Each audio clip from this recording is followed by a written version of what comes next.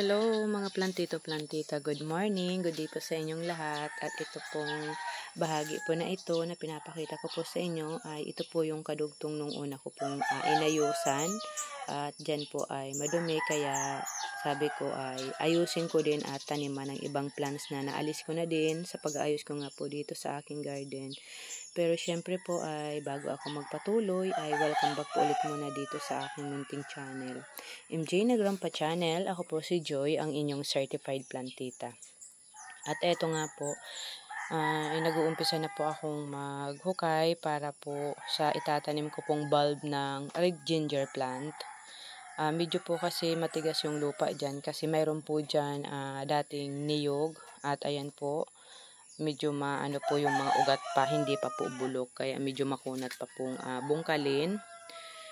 Kasi diyan ko po ipoposisyon itong mga inalis ko pong red ginger doon sa may unahan. At alam ko pong nakita nyo yun nung inalis ko, nung mag-start ako mag-ayos po doon. At yung mga nakasubaybay, alam po talaga nila kung saan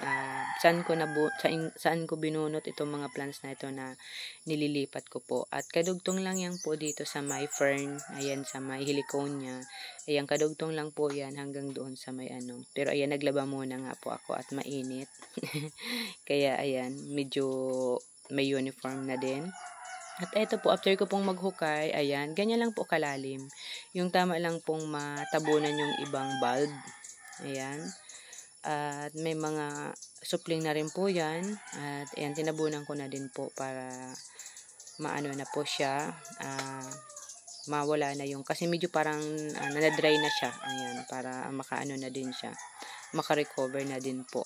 Kasi halos mahigit din isang linggong nakatiwangwang lang din po yung bulb po na yun ng ginger plant. Sayang naman po. At sobra po pating slow grower ang red ginger plant kumpara po doon sa green. At eto po ay nag-garden ako nung June 12. Bali ito ay ngayon ko lang na-edit. At ngayon naman po ay maghuhukay po ako ng pagtataniman po ng malunggay. Kasi ayan, nagpaputol po ako doon ng malunggay sa may, yung isang puno ko ng malunggay, pinaputol ko po kasi hindi na rin naman po maabot. At yan ko po ilalagay at itatanim. Pero dahil nga po nung June 12 ko ito itinanim, maganda na po, ayan, maganda na yung result nung itinanim ko dyan na malunggay. Ayan, lalagyan ko po siya ng buhangin at yun yung sabi nila para mas mabilis tumubo. Ayan. Tama lang po, kakalkulahin po natin. Depende po sa laki at taas ng itatanim. Ayan. Bali, nakapatong siya sa buhangin at sa bandang bago mag-close nung ay nilagyan ko ulit po ng buhangin. At very effective po at ipapakita ko po sa inyo ngayong July 7. Ayan, dudugtungan ko po ito ng update po ng mga plants po dyan na itinanim. Kaya ngayon ko lamang po ito na-edit. Kasi hindi pa talaga siya tapos. At para mapakita ko rin po sa inyo yung na ba yung mga sitwasyon ng mga itinatanim ko. Kung nabubuhay ba sila or hindi. At eto po. Ayan, medyo inaano ko lang. Muntik pa nga po akong mahulugan itong dahon ng bunga. Yung bunga ay, yun yung isa sa sangkap ng pagnganganga. Pero isa rin po siyang uri ng palm. Kaso talagang sobra po siyang fast grower. Ayan, talagang sobrang bilis. Talagang tumaas. At ayan po, bisitahin po natin ngayon. July 7. Yung mga tanim ko. Pero saglit lang po. Hindi pa pala patapos itong akala ko patapos na itong video. Bali yung may mga Diefenbach siya po pala na ako dyan. Na mga pinutol ko at sabi ko itanim ko nga dito baka mabuhay or maging malago sa bahagi po na yan. Kaya yan, itinanim ko lang dyan ng malapitan para hindi lang ako mawala nung variety. Kasi nga po doon ko yan tinanggal doon sa may kubo. Yung Diefen na halaman. Tingnan po natin ngayon kung maganda ba yung tubo dyan din ng Diefen sa may tabi ng malunggay. At ilang piraso din po yan na Diefen. At eto po, Ngayon ay July 7, maulan na po dito sa amin. Kaya ayan, tingnan na po natin yung tanim natin. Natatawa po ako doon sa unahan ng video at hindi ko masyado na-estimate yung duration, yung ano ng video. Ayan, ang hirap talaga mag-voice record. Ayan, pero ngayon po, July 7 at nabanggit ko na nga po doon sa unahan ng video, ay tingnan po natin at bisitahin yung mga itinatanim ko po. Kung tama lang ba yung mga tubo nila sa tagal na. Bali, ayan, mag-iisang buwan kasi June 12 tinanim. July 7, 8, 9, 10, 11, 12 o 5 days na lang po ay mag-iisang buwan na rin po yung mga itinanim ko po doon, kadugtong. At tingnan po natin, maulan po dito sa amin ngayon, pero bago ko po tingnan, ayan, magkape po muna ako. Ayan, naka-ready naman na. At ang hirap din naman mag-vlog kasi umuulan at ang dami ko pong may part pa ako ng garden ko na siguro 2 buwan o 3 buwan nang hindi nawalisan. Kasi nga po, 'di ba, napupunta ako dito sa pagpapagawa ko ng kubo. Siyempre kailangan kasi ako yung nag-aalalay po. Kunwari may ipapaabot si Mitoy, ano ba Joy, mayroon ka bang tire wire? May pantali ka ba dyan? Mayroon ka ba? Yung mga ganong kailangan po tayong nagpapatrabaho ay alisto para maibigay po natin yung nang gumagawa. Ngayon nga po, pinuntahan ko siya kasi ayan, si Biboy ay sobra talagang tipid ng batang yan. Sobra akong proud na siguro nakuha niya din sa amin at napakatipid niya sobra. Nung nag-aaral pa siya, siguro sobra niyang tinipid kasi sabi niya sa amin, kailangan kong sobrang matipid kasi pag tapos na ako mag-aaral, wala na akong allowance. Ito wala naman po talaga ng allowance siya. Sabi niya, siyempre, binata din ako, ganito, may bibilhin din ako, ganyan. Pero, ayan, kahapon nagbiro ako, sabi ko na, mayroon ka pang tira. Sabi ko, para makabili pa tayo ng nipa, para kulang pa kasi. Magkano ba yan, ma? Sabi ko, ganito yung halaga. 562. Kasi 75 pieces pa yung nipa. Pero sabi ko, mag-arkila pa tayo ng tricycle. 300 din. Kaya sabi ko, anuhan mo na mga 800 plus. At yun nga po, pinahiram din ako at pinuntahan ko si Mitoy, pero may gawa din siya, kaya sa Martes naman siya mag-start, kaya yan, mag-ano muna tayo sa mga plants natin. Hindi lang makabuelo po kasi maulan. Ayan. At ayan, dito po, ito pong Bird of Paradise ay pinulpul ko po yan, pinutol ko lahat. At eto po, gumanda yung tubo nila.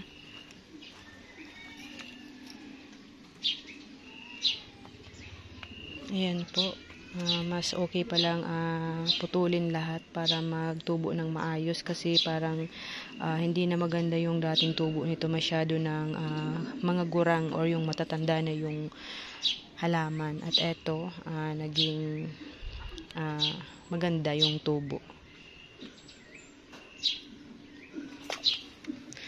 Marami po kasi ditong bunga, ito yung inanganga. At ayan po, tumubo na itong red torts. Ayan. Ito kasi ay mga family ng ginger plant. Ayan. Tapos ayan. Ayan po oh. Ayan. Kaya marami pong baby, yung mga supling. Ito. Ayan. Ayan po, marami yung tumubo. At ayan, tumutubo na rin yung mga damo. Dito ito, aywan ko kung tutubo ba ito. Ayan, mayroon naman. Ito yung white. Inalis kasi ito nung magbako dito. At ito naman, tumubo naman. Basta nandyan lang yung bulb. Ayan. Yung dive pin, ayan. Very slow. Maliit pa lang yung lumalabas na niya, supling. At eto, ayan. Mga niya lang. Ayan, maliliit pa.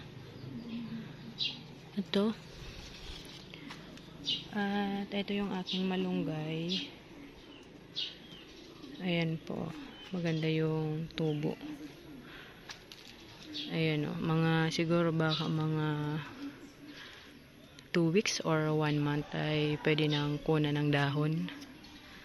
Ayan po, napakaganda na nung aking tanim na malunggay.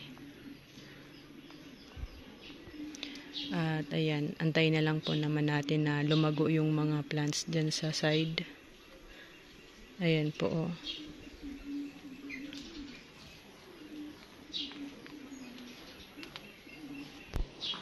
Dito ko po pala nilagay, napakita ko na po ba ito sa inyo nung mga una kong vlog, na dito ko po nailipat itong dalawa kong bromeliad na nakapat, at talaga pong gumanda yung mga nakapat ko na croton.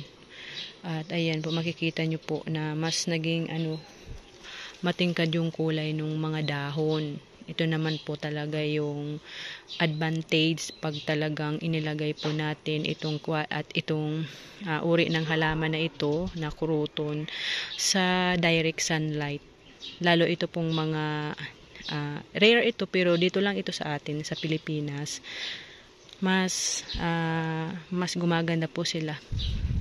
Kaya nga po inalis ko dyan yung mga kahoy.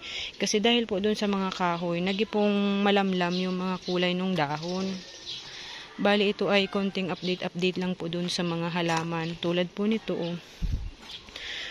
Nung magkaroon siya ng bagong mga dahon, ayan po, oh. Tingnan nyo po kung gaano. Ayan, naging yellow na yung kanyang mga talbos. Eto, napakita na ko na talaga to. Oo, napakita ko na to. Nung napakita ko to, wala pang dahon. Pero ayan, may mga supling na. Ayan. Nakikita ba? Ayan, ayan po, oh. Ito. Oh, ayan, nagkadahon na. Ayan. Ito, matamlay to eh, pumangit. Ayan, sumigla ulit yung dahon niya. Itong cobra croton, ayan. Mas gumanda siya. Mas bagay talaga sila pag mainit. Tapos itong skeleton croton, ayan, oh, dati po napakatamlay nito. Ayan, gumanda din siya. At ayan, mayroon pang tumubo. Akala ko na napuho na o naubos na tong butterfly plant ko. Ayan, may tumubo. Hindi ko lang talaga siya inalis. Sabi ko baka may naiwan pang bulb. Ayan. Hindi naman ako ganun ka-attach doon sa mga plant na mga ganito. Mas talagang gusto ko yung mga halaman na sumasalamin din sa aking personality, na talagang yung mga matitibay. Sunod ko pong aayusin sa bahagi po na ito, at ito po ay aking ipoprofa. Kasi kung titingnan nyo po, oh, masyado nang yung halaman na ito. Kailangan na siyang ikat. At dito din po, nagkulang na rin po dito ng init. Dati po dito ay, kaya nga po dito ko ito inilipat. Kasi dati po, sobrang init dito, direct sunlight. Pero dahil po dyan, sa mga rambutan, ayan, sa rambutan na ito, ay nawalan po dito talaga ng init. Sa bahagi naman na ito ng aking garden. Pero inoobserbahan ko po, parang isang puno po na ito ay lalaki kasi wala siyang bunga. Ito lang nakaganon na puno ay siya yung napakaraming bunga. Kaya sabi ko baka pwedeng alisin ko ulit ito para lang lumiwanag. Kasi ayan, wala ito yung may bunga, nagdidilaw-dilaw na nga yung ibang bunga doon sa dulo. Pero ito ay wala siyang bunga. Sabi doon sa agri, yung nakikita kong vlog, pag mahahaba daw po yung bulaklak ay lalaki. Kaya lalaki siguro yung isang puno. At eto, kulang na yung init dito. At eto, sobrang mga legi na yung dating nitong Hawaiian tea plant. Ayan, talagang kailangan na po silang i-cut at i-replant. Pag nabibend naman po ang isang Hawaiian tea plant, kahit ano pa po itong variety, ayan, tumutubo yan, basta nabibend, ayan, tutubuan siya ng mga panibagong suloy. At eto, tumubo nga po. Kung mapapansin nyo po ay maraming tuyong dahon na kailangan alisin. Mga tuyong dahon ng palmira tulad nito. Ayan. Kaya ang dami pa po akong dapat linisin. Pinapakita ko lang po sa inyo. Pero lumaki na yung mga plants dito. At itong aking mga Hawaiian tea plant na magaganda sa bahagi na ito ay, ayan, para lang din silang kuruton na may kanya-kanyang kulay ng dahon. Pero tingnan nyo po dito, wala talaga ditong init. Ayan, ito yung kahoy na ilang-ilang. Ayan o. Napakaliit lang nito, nabili ko sa Pili. Pero ito ay nagbigay na ng lilim. At wala na pong sunlight na nakukuha itong mga kruton dito. Kaya ganyan na po siya. Ay, kruton. Ito pong Hawaiian tea plant. Maganda po talaga ang Hawaiian tea plant na direct sunlight. Talaga pong halos yung tingkad ng kulay nila, yung ganda ng dahon po nila ay parehas din po sa mga kruton. Basta po tropical plants na klase ng halaman, mas the best po kung naka-direct sunlight sila. Kasi doon po natin mas lalong ma-appreciate yung ganda, yung tingkad ng bawat dahon. Yung, yan, tingnan nyo po yung pattern ng dahon, mas nagigi pa po yan, matingkad, makulay, pag nasa initan po ito. Pero ito napakaganda po nito. Ayan yung ano ko, yung mga Hawaiian tea plant dito. Ito, nakalimutan ko yung ID nito. Dati mayroon ako nito pero nawala sa akin. Tapos, ayan, bumili ako nito sa Tabako, Albay. Napakaganda rin ito. Tapos, eto, sa bahagi po na ito, ayan, napakaano rin po ng kruton dyan. Napakalago. Tapos dito po, dati po ayan, ano po dito, ayan, green na green lang itong mga ano na ito, itong Victoria Queen na yellow, ayan, kasi mayroon itong red, at ito ay yellow, ayan, tumitingkad yung kulay niya, at palibasa kinat ko yung talbos, kaya mas marami ang, ayan, supling niya, ayan, yung magiging sanga. At mas kumulay, gumanda. Kasi ito talaga, green na eh. Wala na eh, tamlay na yung mga dahon. Ganito na. Ngayon, dahil sa, ayan, wala nang kahoy dito, kaya mas naging ano to, matingkad yung kulay. Ayan po, mas lalo pa po itong titigad yung parang, ang dating po ay parang white na yung dahon. Basta po talaga full sunlight. Napakaganda. Kulang pa po nga yung kulay ng dahon nito. Hindi pa ganun katingkad. Halos po para silang namumuti na sa sobrang ano, pag yung kulay ng dahon pag naka-direct sunlight. Pero nag-a-adjust pa po sila.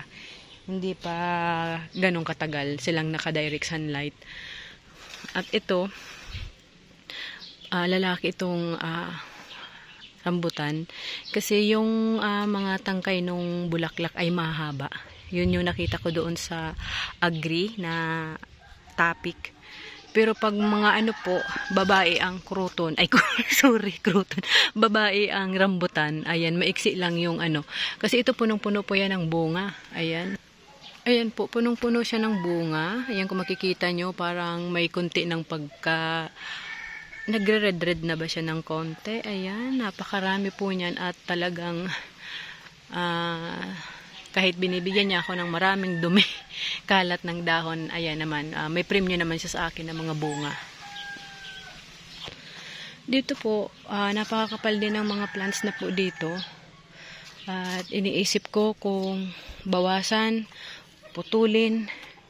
Pero ayan, napakaganda po kasi talaga ng kruton. Tingnan nyo naman po, oh. Wala lang siyang bulaklak, pero yung dahon niya naman po kasi talaga, doon ka po talaga ma-amaze. At yung fine tree ko po dito, ayan, malaki na po, oh. At yung ilalim nitong halaman, ayan, ganun na siya. Ganyan. Tapos ito, ayan, napakaganda rin po nito. Ayan po, oh. Ayan, sobrang ganda niya. Hindi po ito delisyosa. Kasi ayan, tingnan niyo po yung dahon. Ang delisyosa po ay hindi naggaganito yung dahon. Ayan. Ayan, nakikipagpantayan din siya. Mayroon ditong naiwan na halaman na ano siya, tawag nito. Hindi, na anuhan na siya, na shade na sobrang naliliman. Kaya wala nang ano, nasaan na yun. Itong yellow. Ito ganito po, oh. Illustrious ba ito? Mayroon itong pure green lang, pero ito yung may yellow. Kaya gusto ko itong magpropa na naiinitan. Kasi yellow po talaga ito. Yung nandoon ko sa kabilang garden ay pure green. Green lang talaga siya. Ito na pag-iwanan na din. At ito na pag-iwanan din. Kasi naisipan ko na lang din itong alisin. Nalilima na siya. Ayan, kasi ang tataas din ng mga plants dito. May mga halaman na naiwan, may mga halaman na humabol at hindi nagpaiwan sa ibang mga plants. Marami pa pong dapat ayusin dito sa aking garden, pero dahil nga po sa mag-isa lang po tayong nag-aasikaso dito, kaya tawag nito, hindi ko matapos-tapos. Yung inumpisahan ko pong ayusin na garden nung May 18, doon sa may una kong na-upload, napakarami na pong damo. Kasi nga po umuulan na, kaya grabe yung damo. Grabe yung damong maliliit na tumutubo, sabi ko. Hindi pa nga tayo nakakatapos ng linisin, pero yung damo ay sobra-sobra na. Kaya dito pa lang po ay kutang-kuta na po ako sa trabaho, sa maintain ng aking munting garden, na kung saan naman ay sobrang enjoy at totoo po nakakapagod, pero nakaka-enjoy ang mga halaman. Talagang manghihinayang po tayong ikat. Ito, hindi naman kasi siya dyan nakakasagabal.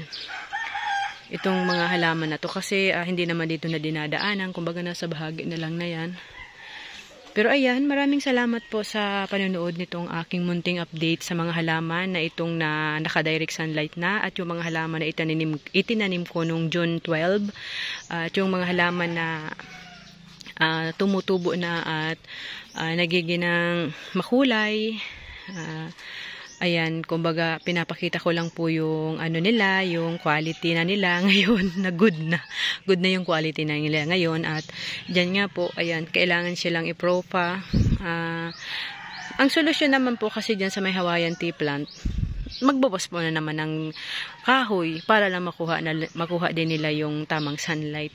Pero siyempre po, another trabaho na naman siya, kaya ayan, kailangan talagang pag-isipan. Ayan, maraming salamat po sa pagsama nyo sa episode na to, sa lahat po ng aking mga subscriber na nadadagdag at nakaka-appreciate ng aking mga content. Thank you so much po sa mga nanonood, mga nagla-like, nagko-comment, and kung mayroon mang nag-share po, ayan, thank you na din po sa inyong lahat, and God bless you all po.